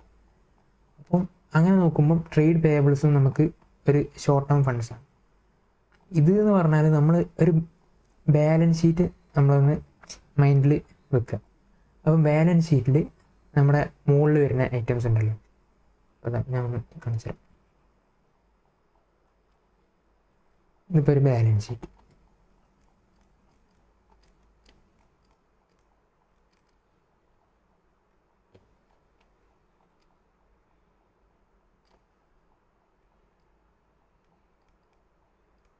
Liabilities, assets. പിന്നെ എൻ്റെ എഴുത്ത് ഭയങ്കര മോശമാണ്, അത് നിങ്ങൾ കാര്യമാക്കണ്ട, ഒന്ന് ക്ഷമിക്കുക, സോറി. അപ്പം എന്നിട്ട് ലയബിലിറ്റീസിൽ ആദ്യം നമുക്ക് ഇവിടെ ഇക്വിറ്റി ഉണ്ടാവും. ഇക്വിറ്റി, ഷെയർ ക്യാപിറ്റൽ, പ്രിഫറൻസ്, അങ്ങനത്തെ ലോങ് ടേം ഫണ്ട്സ് നമ്മൾ ആദ്യമാണല്ലോ എഴുതുക. അപ്പം ഇങ്ങനത്തെ ഈ ഫണ്ട്സാണ് ലോങ് ടേം ഫണ്ട്സ്. അതായത് നമ്മൾ പ്രൊക്യൂർമെൻറ്റ് ഓഫ് ഫണ്ട്സിലെ ലോങ് ടേം ആയിട്ടുള്ള ഫണ്ട്സ് എന്ന് പറഞ്ഞാൽ ഇവിടെ വരുന്ന ഈ ഐറ്റംസാണ് ലോങ് ടേം ആയിട്ടുള്ള procurement of funds. Procurement of ഫണ്ട്സിലെ ലോങ് ടേം ആയിട്ടുള്ള ഫണ്ട്സ്. പിന്നെ നമ്മുടെ ഡേ ടു ഡേ ഓപ്പറേഷൻസിന്, അതായത് ഷോർട്ട് ടേം ആയിട്ടുള്ള ഫണ്ട്സാണ് ട്രേഡ് പേയബിൾസ്, പിന്നെ ബാങ്ക് ഓവർഡ്രാഫ്റ്റ്, അല്ലെങ്കിൽ ഷോർട്ട് ടേം ലോൺസ്, അങ്ങനത്തെ ഐറ്റംസ് ഉണ്ടല്ലോ. ഇതാണ് ഷോർട്ട് ടേം ആയിട്ടുള്ള ഫണ്ട്സ്. അതായത് നമ്മൾ ബാലൻസ് ഷീറ്റ് അസ്യൂം ചെയ്യുമ്പോൾ അതിൽ ലോങ് ടേം, അതിൽ ഷോർട്ട് ടേം, അത് തന്നെയാണ് ഇവിടെ അതേ സംഭവം തന്നെ. ഇനി നമ്മൾ ഈ ഇക്വിറ്റി ഷെയറും പ്രിഫറൻസൊക്കെ നമ്മൾ എന്തിനാണ് യൂസ് ചെയ്യുക? ഇത് നമ്മൾ എടുക്കുന്നത് ഫിക്സ്ഡ് അസറ്റ്സ് ഉണ്ടാവും ഇവിടെ, ഫിക്സ്ഡ് അസറ്റ്സ്. അപ്പോൾ ഇത്രയും എമൗണ്ടിന് ഫിക്സ്ഡ് അസറ്റ്സ് ഉണ്ടാവും. അപ്പോൾ ഈ ഫിക്സ്ഡ് അസറ്റ്സ് വാങ്ങാൻ വേണ്ടിയിട്ടാണ് നമ്മൾ ഈ ഇക്വിറ്റി ഷെയർ ഇഷ്യൂ ചെയ്യുന്നത്, പ്രിഫറൻസ് ഇഷ്യൂ ചെയ്യുന്നത്, അതുപോലെ തന്നെ ലോൺ എടുക്കുന്നത്, ഇതിൽ ലോണും ഉണ്ടാവുക, ലോൺ എടുക്കുന്നത്, അങ്ങനത്തെ കാര്യങ്ങളൊക്കെ. ഇനി നമ്മൾ അപ്പോൾ ഈ ഫണ്ട്സ്, ഇത് പ്രൊക്യൂർ ചെയ്ത ഫണ്ട്സ്, ഇത് പ്രൊക്യൂർ, ഇത് യൂട്ടിലൈസേഷൻ, അങ്ങനെ വിചാരിച്ചാൽ മതി. നമ്മുടെ അസറ്റ്സ് എന്ന് പറഞ്ഞാൽ യൂട്ടിലൈസേഷൻ ഓഫ് ഫണ്ട്സ്, ലയബിലിറ്റീസ് എന്ന് പറഞ്ഞാൽ പ്രൊക്യൂർമെൻറ്റ് ഓഫ് ഫണ്ട്സ്. ഇപ്പോൾ ഫിക്സഡ് അസറ്റ്സ് ഉണ്ട്, ഇത് നമ്മുടെ ലോങ് ടേം ആയിട്ടുള്ള അസറ്റ്സ്, അതായത് ലോങ് ടേം ആയിട്ടുള്ള നമ്മുടെ ഇൻവെസ്റ്റ്മെൻറ്റ്സ് ആണ് ഫിക്സഡ് അസറ്റ്സ്. ഇൻവെസ്റ്റ്മെൻറ്റിൽ ലോങ് ടേം ആയിട്ടുള്ള ഇൻവെസ്റ്റ്മെൻറ്റ്സ് ആണ് ഫിക്സഡ് അസറ്റ്സ്. ഇനി ഈ നമ്മുടെ ഡേ ടു ഡേ ഓപ്പറേഷൻസിലുള്ളത് നമ്മൾ എന്താ ചെയ്യുക? അത് ഇപ്പം ഇതിൽ ട്രേഡ് റിസീവബിൾസ് ഉണ്ടാവും. അതായത് നമ്മൾ സാധനം വിറ്റാൽ നമുക്ക് അപ്പം തന്നെ പൈസ കിട്ടിയെന്ന് വരില്ല. ഒരു 1-2 മാസം നമുക്ക് ക്രെഡിറ്റേഴ്സ് പീരീഡ് അലോ ചെയ്ത് തന്നില്ലേ, അതുപോലെ തന്നെ നമ്മളും ഡെപ്റ്റേഴ്സ് നമ്മുടെ കസ്റ്റമേഴ്സിന് കൊടുക്കേണ്ടി വരും. അപ്പം ആ ഫണ്ട് നമ്മളതിൽ എന്താണ്, ശരിക്കും ആ ഫണ്ട് നമുക്ക് കിട്ടിയിരുന്നെങ്കിൽ നമുക്ക് ഓപ്പറേഷൻസിലേക്ക്, ഡേ ടു ഡേ ഓപ്പറേഷൻസിലേക്ക് നമുക്ക് യൂട്ടിലൈസ് ചെയ്യാമായിരുന്നു. പക്ഷെ നമുക്ക് കിട്ടിയില്ലല്ലോ. കിട്ടാത്തതിനെ കൊണ്ട് ആ ഫണ്ട് നമ്മളെ കയ്യിലില്ല, അത് അവരുടെ കയ്യിലാണ്. അപ്പം അത് നമുക്കൊരു നീഡാണ്. അത് ഫിനാൻഷ്യലി നമുക്ക് അത്രയും ഫണ്ട്സിൻ്റെ ആവശ്യം ശരിക്കുണ്ട്, അത് കിട്ടാനുള്ളതാണ്, നമ്മളെ കയ്യിലില്ല. അപ്പം അതിലേക്ക് അതുപോലെ തന്നെ ബാങ്ക് ഓവർഡ്രാഫ്റ്റ്, നമ്മൾ ക്യാഷ്, പിന്നെ ഇൻവെൻട്രീസ്, ഇതെല്ലാം നമ്മൾ ഇൻവെൻട്രീസൊക്കെ വാങ്ങണമെങ്കിൽ നമ്മളെ കയ്യിൽ ഫണ്ട് വേണം. അപ്പോൾ ആ ഫണ്ടിനാണ് നമ്മൾ ഇപ്പുറത്തുനിന്ന് ഇവിടെ നമ്മൾ ഫണ്ട്സ് കളക്ട് ചെയ്യും. എന്നാൽ ആ ഫണ്ട്സ് എടുത്ത് നമ്മൾ ഇവിടേക്ക് ഇടും. അതാണ് ഈ ബാലൻസ് ഷീറ്റ് എന്ന് പറഞ്ഞാൽ അത്രയാണ് സംഭവം. ഫിനാൻഷ്യൽ മാനേജ്മെൻറ്റിൻ്റെ അനാലിസിസിലൂടെ നോക്കുമ്പോൾ ഇത് ലയബിലിറ്റീസ് അല്ല, ഇത് പ്രൊക്യൂർമെൻറ്റ് ഓഫ് ഫണ്ട്സ് ആണ്. അതായത് ഫണ്ട് പ്രൊക്യൂർ ചെയ്യുന്നതാണ് ലയബിലിറ്റീസ്. യൂട്ടിലൈസേഷൻ, അസറ്റ്സ് എന്ന് പറഞ്ഞാൽ യൂട്ടിലൈസേഷൻ ആണ്. അങ്ങനെ ചിന്തിച്ചാൽ മതി.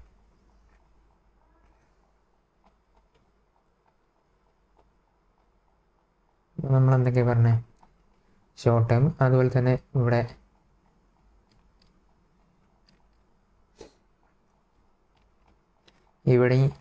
ഷോർട്ട് ടേം ഉണ്ടാവും, ലോങ് ടേം ഉണ്ടാവും. ഷോർട്ട് ടേമിൽ ഇവിടെ കറണ്ട് അസറ്റ്സ്, ഇവിടെ fixed assets or non current assets ആയിരിക്കും. ഇവിടെ ഇതിലേതൊക്കെ ഉണ്ടാവും? ട്രേഡ് റിസീവബിൾസ്,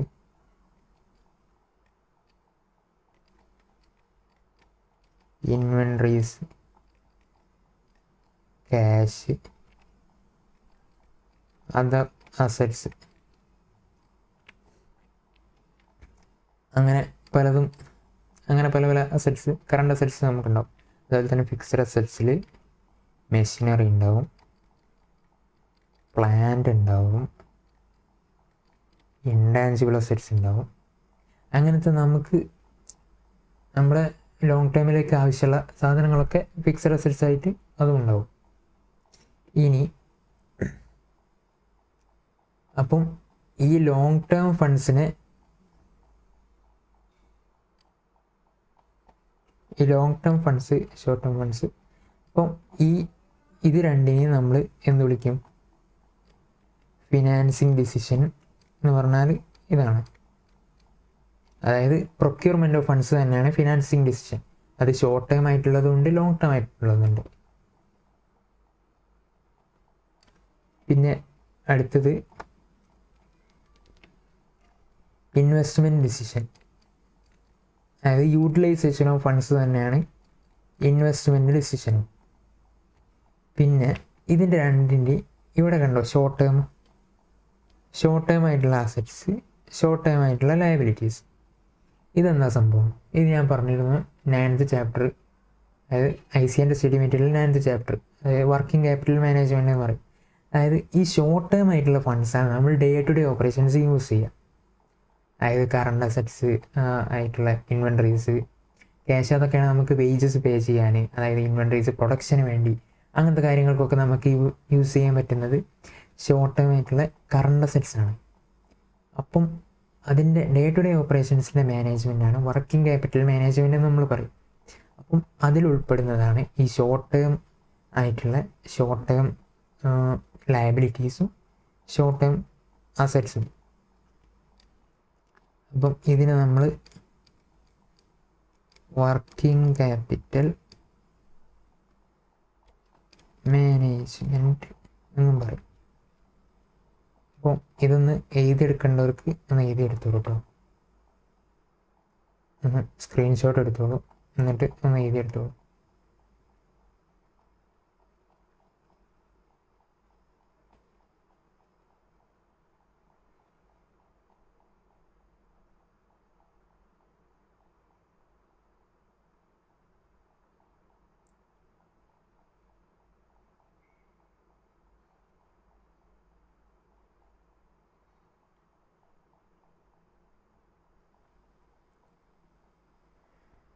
ഈ ഫങ്ഷൻസ് അല്ലെങ്കിൽ ആസ്പെക്ട്സ് എന്ന് പറയാം കേട്ടോ, ആസ്പെക്ട്സ് ഓഫ് ഫിനാൻഷ്യൽ മാനേജ്മെൻറ്റ്.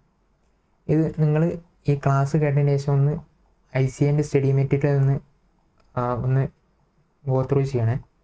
അതിൽ ഉള്ള കാര്യങ്ങളൊക്കെ തന്നെയാണ് പറയുന്നത്. എല്ലാ കാര്യങ്ങളും കവർ ചെയ്യുന്നില്ല, എന്നാലും ഇമ്പോർട്ടൻ്റ് ആയിട്ടുള്ള കാര്യങ്ങൾ തിയറി അതിനെക്കൊണ്ട് കവർ ചെയ്യുന്നുണ്ട്.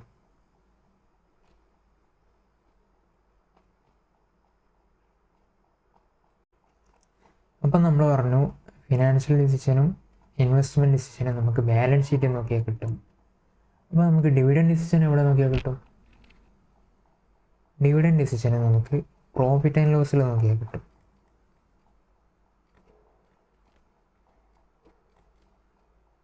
പ്രോഫിറ്റ് ആൻഡ് ലോസിൽ നമ്മൾ P&L ഇപ്പം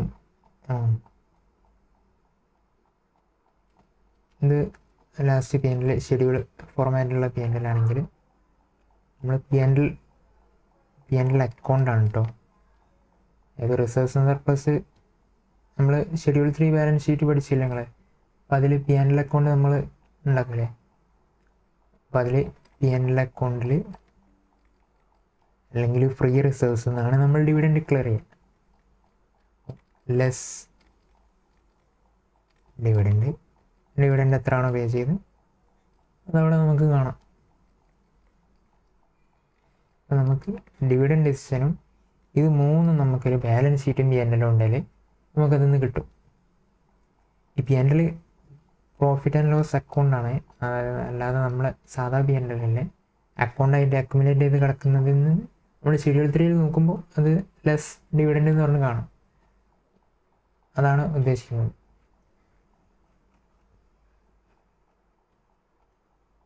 അപ്പോൾ അതാണ് ഡിവിഡൻഡ് ഡിസിഷനും നമുക്ക് അതിൽ നിന്ന് തന്നെ കാണാൻ പറ്റും. അപ്പം ഇപ്പം നമ്മൾ ആ ഡിസിഷൻസിനെ പറ്റി 3 ബേസിക് ക്വസ്റ്റ്യൻസിനെ പറ്റി ഡീറ്റെയിൽ ആയിട്ട് നമ്മൾ നോക്കി. ഇനി അത് നമ്മൾ കുറച്ചുകൂടി ഡീറ്റെയിൽ ആയിട്ട് അതിൻ്റെ ചാപ്റ്റേഴ്സ് വരുമ്പോൾ നമ്മൾ പഠിക്കും. അപ്പം ഇനി അടുത്തത് നമുക്ക് നോക്കാനുള്ളത്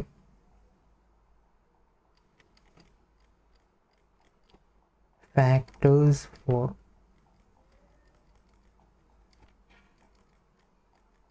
ക്യാപിറ്റൽ സ്ട്രക്ചർ. ക്യാപിറ്റൽ സ്ട്രക്ചർ എന്ന് പറഞ്ഞാൽ എന്താ?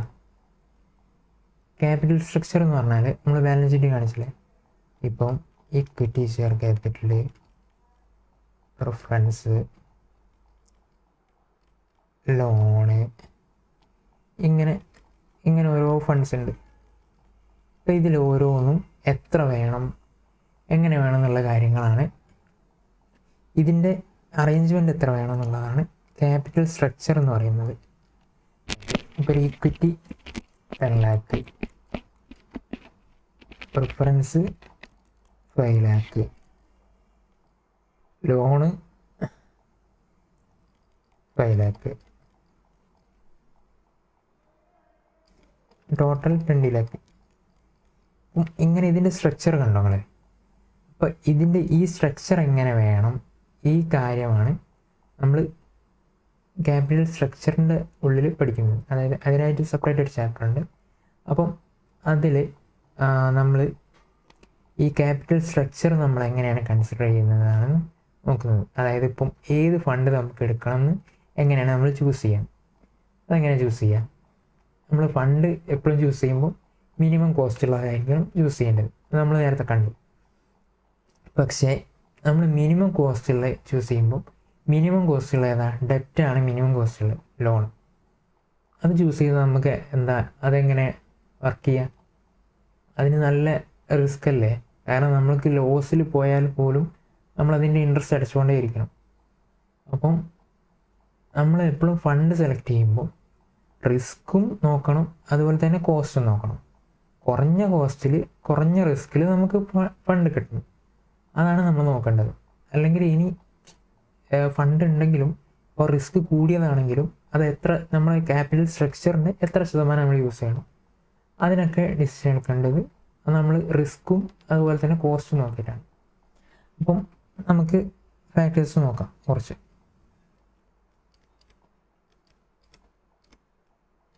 പർട്ടിക്കുലേഴ്സ് കോസ്റ്റ് നോക്കുമ്പോൾ, പിന്നെ കോസ്റ്റ്, റിസ്ക്, അതുപോലെ തന്നെ കൺട്രോൾ.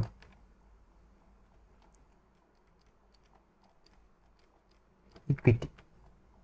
ഫസ്റ്റ് തന്നെ ഇക്വിറ്റിയിൽ കോസ്റ്റ് കൂടുതലാണോ കുറവാണോ? നമ്മൾ കമ്പനിൻ്റെ പോയിൻ്റ് ഓഫ് വ്യൂ ആണ്.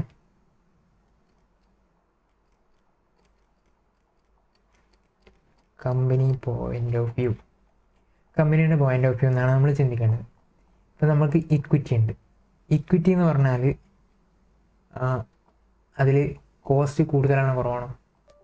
ഒബ്വിയസ്ലി അതിന് കോസ്റ്റ് കൂടുതലാണ്. കാരണം ഷെയർ ഹോൾഡേഴ്സിന് എക്സ്പെക്റ്റേഷൻ കൂടുതലായിരിക്കും. കാരണം അവർ നന്നായി റിസ്ക് എടുക്കുന്നുണ്ട്. അവരുടെ ഫണ്ട് നമ്മുടെ കമ്പനി എന്തെങ്കിലും ആയിപ്പോയാലും അവർക്ക് ഫണ്ട് പോയി. കാരണം ഒരു അൺസർട്ടനിറ്റി അവിടെ ഉണ്ട്, കുറച്ച് കൂടുതലാണത്. അപ്പോൾ റിസ്ക് കുറച്ച് കൂടുതലാണ് അവർക്ക്. അതുകൊണ്ട് തന്നെ നമ്മൾ ആദ്യം പഠിച്ചൊരു കോൺസെപ്റ്റിലെ higher the risk higher the return, higher the expected return. അപ്പം അവരുടെ എക്സ്പെക്റ്റേഷൻ കൂടും.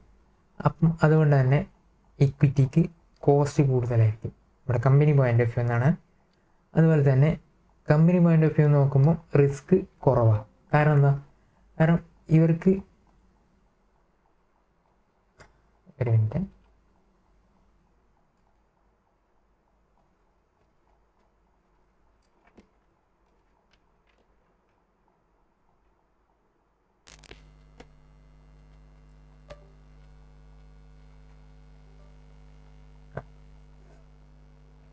കാരണം എന്താ റിസ്ക് കുറയാൻ കാരണം എന്താ?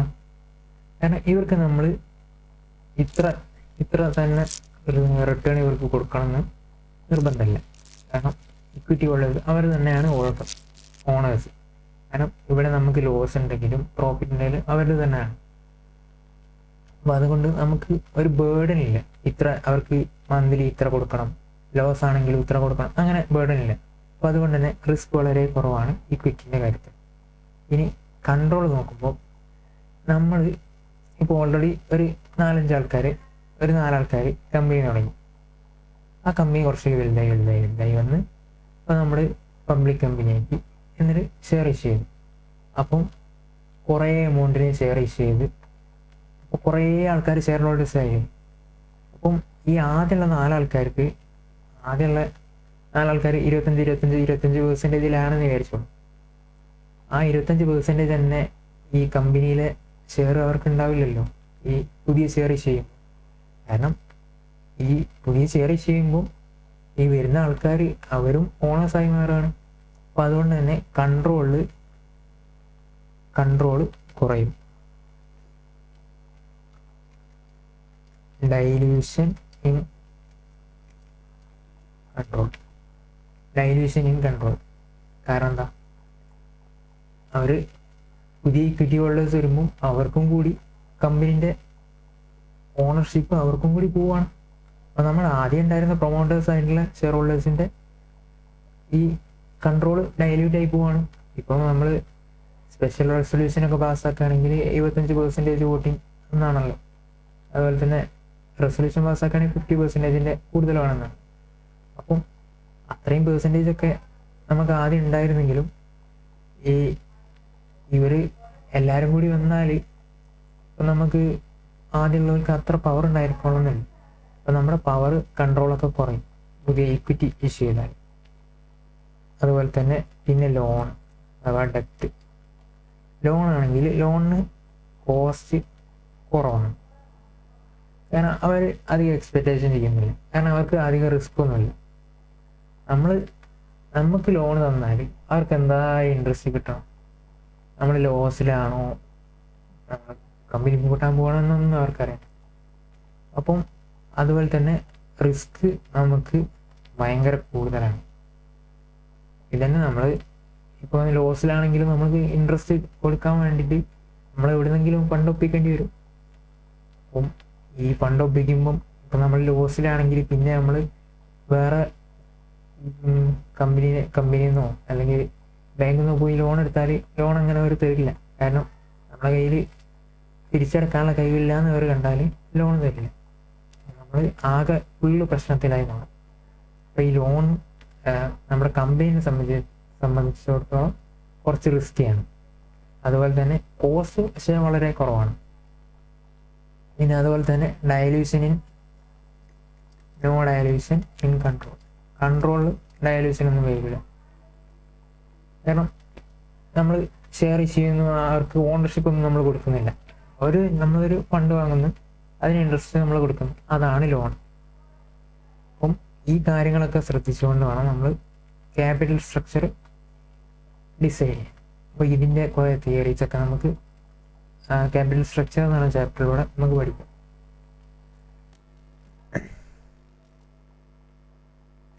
ഇനി ഇപ്പം നമ്മൾ ക്യാപിറ്റൽ സ്ട്രക്ചറിൻ്റെ കാര്യം പറഞ്ഞു. അപ്പോൾ ഈ ക്യാപിറ്റൽ സ്ട്രക്ചറിൽ ലോൺ ഉണ്ട്, അഥവാ ഫിക്സഡ് കോസ്റ്റ് ആയിട്ടുള്ള ഇൻട്രസ്റ്റ് ബിയറിംഗ് ഫണ്ട്. ലോൺ എന്ന് പറഞ്ഞാൽ ഫിക്സഡ് കോസ്റ്റ് ആയിട്ടുള്ള ലോൺ, ഇൻട്രസ്റ്റ് ബിയറിംഗ് ഫണ്ടാണ് ലോൺ. അപ്പം ഇങ്ങനെ ഫിക്സഡ് ആയിട്ടുള്ള കോസ്റ്റ് ഉള്ള ഫണ്ടായതിനെ കൊണ്ട് തന്നെ അങ്ങനെയുള്ള ഫണ്ട്സ് ഉള്ള ഫേമിന്, അതായത് ഈ നമ്മുടെ ക്യാപിറ്റൽ സ്ട്രക്ചറിൽ ലോൺ ഉണ്ടെന്ന് വെച്ചാൽ നമ്മളെ ഫേമിനെ പറയുന്ന പേരാണ് ലിവേർഡ് ഫേം. ലിവേർഡ് ഫേം എന്ന് പറഞ്ഞാൽ ലിവറേജ് എന്ന് പറഞ്ഞാൽ കുറച്ച് റിസ്കിൻ്റെ കാര്യങ്ങളാണ്. കുറച്ച് റിസ്കി ആയിട്ടുള്ള ഫേം.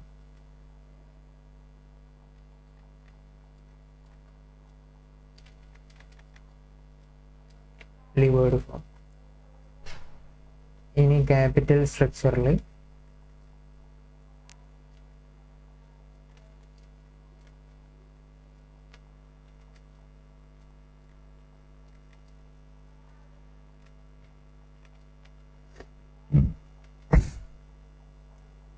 ഡെപ്റ്റാണ് കുറച്ചുകൂടി ആപ്റ്റ് ആയിട്ടുള്ള വേർഡ് കേട്ടോ. ഇല്ലെങ്കിൽ അൺലിവേർഡ് ഫേം. അതായത് ഡെപ്റ്റ് ഒന്നും ഇല്ലെങ്കിൽ, ഡെപ്റ്റ് ഉള്ള ഫേം ആണെങ്കിൽ നമ്മൾ ലിവേർഡ് ഫേം എന്ന് പറയും. ഇനി ക്യാപിറ്റൽ സ്ട്രക്ചറിൽ ഡെപ്റ്റ് ഒന്നും ഇല്ലെങ്കിൽ അൺലിവേർഡ് ഫേം എന്നും പറയും. അതൊന്ന് ശ്രദ്ധിക്കുക.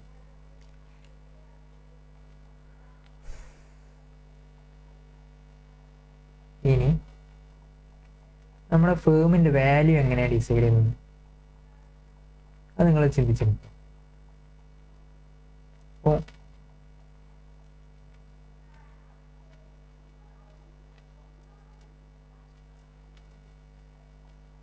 നമ്മൾ ഷെയർ മാർക്കറ്റിനെ കുറിച്ചൊക്കെ അറിയുന്നവരായിരിക്കും നിങ്ങൾ, അല്ലെങ്കിൽ അറിയാത്തവരായിരിക്കും. അപ്പം അത് ഷെയർ മാർക്കറ്റിൽ എന്താ സംഭവിക്കുന്നത്? നമ്മൾ ഇപ്പം കമ്പനീസ് ഷെയർ ഇഷ്യൂ ചെയ്യും ആൾക്കാർക്ക്. അത് പബ്ലിക്കായിട്ട് ഒരു ഏജൻസി മുഖേന ഇത് ബ്രോക്കർമാരാണ് നമ്മളെ ഈ അപ്സ്റ്റോക്സ്, സിറോദ, അങ്ങനത്തെ ആപ്ലിക്കേഷൻസ് ഉണ്ടല്ലോ, അതെല്ലാം ബ്രോക്കർമാരാണ്. അപ്പം നമുക്ക് അവരിലൂടെ നമുക്ക് ഷെയർ വാങ്ങാം. ഓരോ കമ്പനീൻ്റെ, ടാറ്റൻ്റെ, റിലയൻസിൻ്റെ, അങ്ങനത്തെ കമ്പനീസിൻ്റെ ഷെയർ നമുക്ക് വാങ്ങാം. അപ്പം നമ്മളത് വാങ്ങിക്കഴിഞ്ഞാൽ അത് ഷെയറിൻ്റെ വാല്യൂ ഇങ്ങനെ കൂട്ടുന്നുണ്ട്. അതെന്താ അങ്ങനെ കൂടാൻ കാരണം? കൂടാനായിട്ട് ഫണ്ടമെൻ്റൽ ആയിട്ടുള്ള കാരണങ്ങളുണ്ട്, ടെക്നിക്കൽ ആയിട്ടുള്ള കാരണങ്ങളുണ്ട്. അതൊക്കെ ഡീറ്റെയിൽ ആയിട്ട് നമ്മൾ ഫൈനലിൽ പഠിക്കാനുണ്ട്. ഷെയർ മാർക്കറ്റിനെ കുറിച്ച് സെക്യൂരിറ്റി അനാലിസിസ് ഒക്കെ നമുക്ക് ഫൈനലിൽ പഠിക്കാനുണ്ട്. ഇൻ്ററിൽ നമുക്ക് സെക്യൂരിറ്റി അനാലിസിസ് അങ്ങനത്തെ കാര്യങ്ങൾ പഠിക്കാനില്ല. പക്ഷെ എന്നാലും ഞാനൊന്ന് പറയാം ജസ്റ്റ്. ഇപ്പം നമ്മുടെ ഫേമിൻ്റെ വാല്യൂ, അതിൽ ഫേമിൻ്റെ വാല്യൂ യൂസ് ചെയ്യുന്നത്, അതായത് ഫേമിൻ്റെ വാല്യൂ എന്ന് പറഞ്ഞാൽ നമ്മുടെ ഒരു ഷെയറിന്, ഇപ്പം റിലയൻസിൻ്റെ ഒരു ഷെയറിന് 3000, 4000 ആ റേഞ്ചിലാണ് ഷെയറിൻ്റെ പ്രൈസ് ഉണ്ടാകുന്നത്. അപ്പം ഈ ഷെയർ മാർക്കറ്റ് വാല്യൂ ആണ് 3000, 4000. ഇതിൻ്റെ ഷെയറിൻ്റെ ഫേസ് വാല്യൂ നോക്കുമ്പം 10, 1 അത്രയൊക്കെ ഫേസ് വാല്യൂ ഉണ്ടാകും. ഈ ഫേസ് വാല്യൂ ഉള്ള സാധനം ഇത്രയ്ക്ക് വിലയായി മാറിയിട്ടുണ്ട്. അപ്പോൾ അതെന്തുകൊണ്ടാണ് അങ്ങനെ മാറിയത്? അതെന്താ അങ്ങനെ വരാൻ കാരണം? അതായത് ഇത് നമ്മൾ സ്റ്റോക്ക് മാർക്കറ്റ് നടക്കുന്നത് പ്യുവർ ഡിമാൻഡ് ആൻഡ് സപ്ലൈ വെച്ചിട്ടാണ്. അതായത് എത്ര ആൾക്കാർ വാങ്ങാൻ വരുന്നു, ഒരു 5 ആൾക്കാർ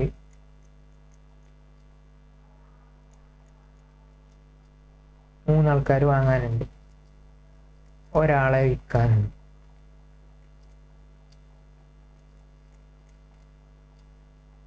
അപ്പം ഇതെന്താ, ഡിമാൻഡ് നല്ല കൂടുതലാണ്. അപ്പം ഇങ്ങനെ ഡിമാൻഡ് കൂടുതലാകുമ്പോൾ നമുക്ക് എന്ത് ചെയ്യും, ഈ ഷെയറിൻ്റെ പ്രൈസ് നല്ല കൂടും. ഇപ്പം നമുക്ക് തക്കാളി അങ്ങനത്തെ കാര്യങ്ങളൊക്കെ കിട്ടാനില്ലാത്ത ടൈം ആകുമ്പോൾ വില കൂടാറില്ല. അതുപോലെ തന്നെ നമ്മൾ ഷെയറിന് സെല്ല് ചെയ്യുമ്പോൾ ബയേഴ്സ് കൂടുതലാണ്, പക്ഷേ സെല്ല് ചെയ്യുന്ന ആൾക്കാർ കുറവാണെങ്കിൽ ഷെയറിൻ്റെ വില കൂടും. അതുപോലെ തന്നെ നേരെ തിരിച്ചാണെങ്കിൽ ഷെയറിൻ്റെ വില കുറയുകയും ചെയ്യും. അതാണ് ഫണ്ടമെൻ്റൽ ആയിട്ടുള്ളത്.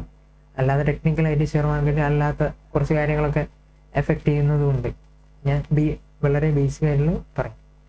അപ്പം ഇയാളെ കയ്യിൽ ഷെയർ ഉണ്ട്. അപ്പോൾ ബാക്കിയുള്ള ആരും എന്താ സെല് ചെയ്യാത്ത? കുറേ ആൾക്കാരുടെ കയ്യിൽ ഷെയർ ഉണ്ട്, ഇവിടെ നിന്ന് സെല് ചെയ്യാത്ത. അതിന് കാരണം എന്താ വെച്ചാൽ നമ്മൾ ഈ ഷെയറിൻ്റെ ഫണ്ടമെൻ്റൽസ് നോക്കും.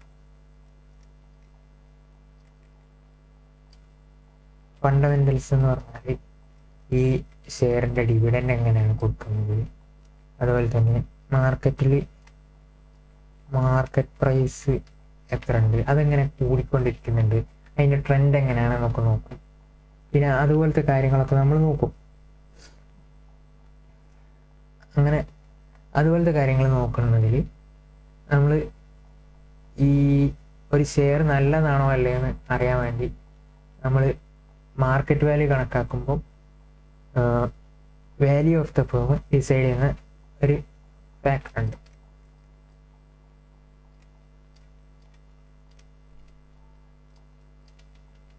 വാല്യൂ ഓഫ് ദ ഫേം എന്ന് പറഞ്ഞാൽ function of investing, financing, dividend, decision.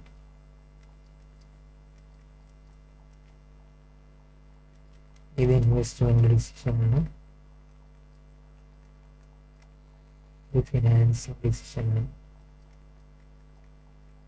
ഇത് ഡിവിഡൻഡ് ഡിസിഷനാണ്. അതായത് ഈ 3 ഡിസിഷൻസിനെയും ബേസ് ചെയ്തിട്ടാണ് നമ്മൾ ഷെയറിൻ്റെ പ്രൈസ് ഫണ്ടമെൻ്റലി ആവുന്നത്. അല്ലാതെ ടെക്നിക്കലി നോക്കുന്നത് ആ ട്രെൻഡ് അനാലിസിസ് അങ്ങനത്തെ കുറേ കാര്യങ്ങളുണ്ട്. ടെക്നിക്കലി ഫണ്ടമെൻ്റലി നമ്മൾ ഷെയർ അനലൈസ് ചെയ്യുമ്പം ഈ കാര്യങ്ങളാണ് നോക്കുക. ഇതെന്താണെന്ന് വെച്ചാൽ നമ്മുടെ കമ്പനി എവിടെയൊക്കെയാണ് ഇൻവെസ്റ്റ് ചെയ്തിരിക്കുന്നത്, അതായത് ഫിക്സഡ് അസറ്റ്സ്, ഏതൊക്കെ പുതിയ പ്രോജക്റ്റ് വരുന്നുണ്ടോ, എങ്ങനെയാണ് ഇവരുടെ മുന്നേറ്റം, അതായത് ഗ്രോത്ത് എങ്ങനെയുണ്ട്, പുതിയ പ്രോജക്ട്സ് എന്താണ്, അങ്ങനത്തെ കാര്യങ്ങളൊക്കെ, ഇൻവെസ്റ്റ്മെൻറ്റ് എങ്ങനെയുണ്ട്, അത് നമ്മൾ നോക്കും. അതാണ് ആദ്യമായിട്ട് നോക്കുക. ഇൻവെസ്റ്റ്മെൻറ്റ് നല്ല അടിപൊളിയാണ്, കുഴപ്പമില്ല, നല്ല ഇൻവെസ്റ്റ്മെൻറ്റ് ഉണ്ട്, പുതിയ ഇൻവെസ്റ്റ്മെൻറ്റ് ചെയ്യാൻ താല്പര്യമുണ്ട്. അപ്പം ആൾക്കാർക്കൊരു മെൻറ്റാലിറ്റി തോന്നും, ഈ ഷെയർ വാങ്ങിയാൽ ഭാവിയിലേക്ക് ഉപകാരപ്പെടും. അങ്ങനെ തോന്നിയിട്ടാണ് ആൾക്കാർ ഹോൾഡ് ചെയ്ത് വെക്കുന്നത്. അപ്പോഴാണ് ഷെയറിൻ്റെ വാല്യൂ ഇങ്ങനെ കൂടി വരുന്നത്. പിന്നെ അതുപോലെ തന്നെ ഫിനാൻസിങ് ഡിസിഷനും നോക്കും. ഇപ്പം ഒരു കമ്പനി കുറേ ഡെപ്റ്റ് ഉണ്ട്, അതായത് ഡെപ്റ്റ് ഇക്വിറ്റി റേഷ്യോ എന്ന് പറഞ്ഞ റേഷ്യോ ഉണ്ട്, അത് നമ്മൾ റേഷ്യോസിൽ പഠിക്കും. അപ്പം ഈ ഡെപ്റ്റ് ഇക്വിറ്റി റേഷ്യോ ഒക്കെ ഭയങ്കര കൂടുതലുള്ള കമ്പനീസൊക്കെ ആണെങ്കിൽ ഭയങ്കര റിസ്ക്കിയാണ്. കാരണം ഇവർ ലോസിലേക്ക് പോയി കഴിഞ്ഞാൽ നമുക്ക് കുറേ ഇൻട്രസ്റ്റ് കൊടുക്കാനുണ്ടാവും, അപ്പോൾ അത് എവിടെ നിന്ന് കൂടി എടുത്ത് കൊടുക്കും, അങ്ങനത്തെ കുറേ കാര്യങ്ങൾ. അപ്പോൾ ഈ ഡെപ്റ്റ് ഇക്വിറ്റി റേഷ്യോ ഒക്കെ നോക്കുമ്പോൾ കുഴപ്പമില്ല, കുറച്ചേ ഡെപ്റ്റ് ഉള്ളൂ, എന്നാലോ പിന്നെ തീരെ ഡെപ്റ്റ് ഇല്ലാതെ തീരെ എന്താ പറയുക കുറച്ചേ ഡെപ്റ്റ് ഉള്ളൂ. അപ്പം കുറച്ചുകൂടി ഇക്വിറ്റി ഹോൾഡേഴ്സിന് കുറച്ചുകൂടി ഒരു റിലാക്സേഷനാണ്. ഇനിയിപ്പം ഫണ്ട് ഇപ്പം നമ്മൾ ലോസിലായാലും കുറച്ചല്ലേ ലോണുള്ളൂ, അത് കൊടുക്കാൻ കുറച്ചല്ലേ ഉള്ളൂ. അപ്പോൾ ഈ ഡെപ്റ്റിൻ്റെ കാര്യം, ഡെപ്റ്റ് വെച്ചിട്ട് അല്ലെങ്കിൽ പ്രിഫറൻസ് ഉണ്ടോ, അങ്ങനത്തെ കാര്യങ്ങളൊക്കെ നോക്കിയിട്ട് എങ്ങനെയാണ് അവർ ഫിനാൻസ് ചെയ്തതെന്ന് നമ്മൾ നോക്കും, അനലൈസ് ചെയ്യും. അപ്പോൾ അത് നമ്മൾ നോക്കും. പിന്നെ ഡിവിഡൻഡ് ഡിസിഷന് കുറേ ആൾക്കാർ നോക്കുന്നതാണ് ഈ ഡിവിഡൻഡ് ഡിസിഷൻ. ഷെയർ പ്രൈസിൽ നമ്മൾ സാധാരണ റീറ്റെയിൽ ഇൻവെസ്റ്റേഴ്സ് ആണെങ്കിൽ അധികവും ഡിവിഡൻഡ് ഡിസിഷന് നല്ല പ്രാധാന്യം കൊടുക്കുന്നതാണ്. ഇപ്പം നമ്മളൊരു കമ്പനി ഡിവിഡൻഡ് ഡിക്ലെയർ ചെയ്യുന്നുണ്ടെന്നുണ്ടെങ്കിൽ അപ്പോൾ അതിന് ന്യൂസൊക്കെ വന്നാൽ അതിൻ്റെ ഷെയർ പ്രൈസ് വേഗം കൂടുന്നതാണ്. കാരണം ആൾക്കാർക്ക് വേഗം ഈ ഡിവിഡൻഡ് കിട്ടുന്ന കമ്പനീസ് ഉണ്ട് എന്ന് പറയുമ്പോൾ ആ ഷെയർ വേഗം വാങ്ങാനുള്ള ടെൻഡൻസി കൂടും. അപ്പോൾ അതുപോലെ തന്നെ ആൾക്കാർ കുറേ വാങ്ങാൻ തുടങ്ങുമ്പോൾ ഉള്ളവർ അവിടെ ഹോൾഡ് ചെയ്ത് വെക്കുകയായിരിക്കും. അപ്പോൾ അങ്ങനെ ഡിവിഡൻഡും നമ്മുടെ ഈ കമ്പനീൻ്റെ വാല്യൂ, അതായത് മാർക്കറ്റ് പ്രൈസ് ഇങ്ങനെ കൂടിക്കൂടി വരും. അപ്പോൾ ഈ ഡിവിഡൻഡ് ഡിസിഷനും ഒരു മെയിൻ ആയിട്ടുള്ള റോള് വഹിക്കുന്നുണ്ട്. അപ്പോൾ ഈ വാല്യൂ ഓഫ് ദ ഫേമിനെ ഡിസൈഡ് ചെയ്യുന്നത് ഈ 3 ഫങ്ഷൻസാണ്. അതായത് നമ്മൾ പറഞ്ഞ ഈ ബേസിക് ആയിട്ടുള്ള 3 ക്വസ്റ്റ്യൻസിൻ്റെ ഉത്തരങ്ങളായിട്ടുള്ള ഇൻവെസ്റ്റിംഗ്, ഫിനാൻസിങ്, ഡിവിഡൻഡ് ഡിസിഷൻസ്. ഈ ഡിസിഷൻസിലൂടെയാണ് നമ്മളൊരു കമ്പനീൻ്റെ വാല്യൂ ഡിറ്റർമിൻ ചെയ്യുന്നത് ബേസിക്കായിട്ട്. അപ്പം ഇത്രയും കാര്യങ്ങൾ നിങ്ങൾക്ക് ക്ലിയർ ആണെന്ന് ഞാൻ വിശ്വസിക്കുന്നു. ഇനി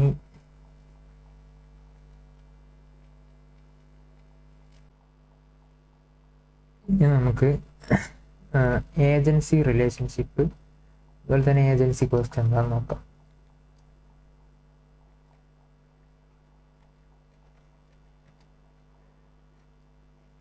ഏജൻസി റിലേഷൻഷിപ്പ് എന്ന് പറഞ്ഞാൽ ഇതുകൊണ്ട് ഉദ്ദേശിക്കുന്നത് എന്താ വെച്ചാൽ, നമ്മളിപ്പം കമ്പനീസിൽ സാധാരണ നമ്മളെ ഒരു ഫേംസൊക്കെ ആണെങ്കിൽ നമ്മളിങ്ങനെ ഒരു 3-4 പാർട്ട്നേഴ്സ് ഉണ്ടാവും. ഇവർ തന്നെ കമ്പനി ഓപ്പറേഷൻസ് നടത്തും, ഇവർ തന്നെ ഒക്കെ നോക്കി നടത്തും. അപ്പം ഇവർ തന്നെ മാനേജ് ചെയ്ത്, ഇവർ തന്നെ ബിസിനസ് ചെയ്ത്, അങ്ങനെ അവർ തന്നെ പ്രോഫിറ്റ് വീതിച്ചെടുക്കുന്നു, അവർ തന്നെ എല്ലാ കാര്യങ്ങളും ചെയ്യുന്നു. ഇനി നേരെ മറിച്ചൊരു കമ്പനി, ഒരു പബ്ലിക് കമ്പനി, ഒരു ലിസ്റ്റഡ് കമ്പനിയൊക്കെ ആണെങ്കിൽ എത്ര ഷെയർ ഹോൾഡേഴ്സ് ഉണ്ടാവും. അപ്പം ഒരുപാട് ഷെയർ ഹോൾഡേഴ്സ് ഉണ്ട്. അപ്പോൾ ഈ ഷെയർ ഹോൾഡേഴ്സിനൊന്നും ഈ കമ്പനിയിൽ പോയി നോക്കാനുള്ള ടൈം ഉണ്ടാവില്ല, കഴിയില്ല. കാരണം ഈ കമ്പനിയിൽ ഇവരെല്ലാവരും കൂടി ചെന്നാലുള്ള അവസ്ഥ ഉണ്ടാവും, അതൊന്ന് ആലോചിക്കും. അപ്പം നമ്മൾ ഈ കമ്പനിയിൽ എന്താ നടക്കണമെന്ന് നമുക്ക് അറിയണ്ടേ. അപ്പം അതിനു വേണ്ടി നമ്മൾ അവിടെ കുറച്ച് ആൾക്കാരാക്കിയാണ്. ആരാ?